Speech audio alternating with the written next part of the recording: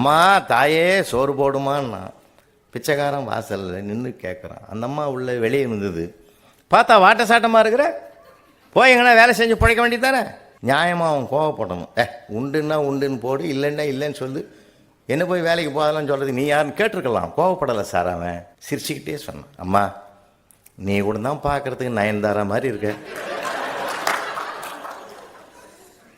நீ என்ன சினிமாவுக்கு போன?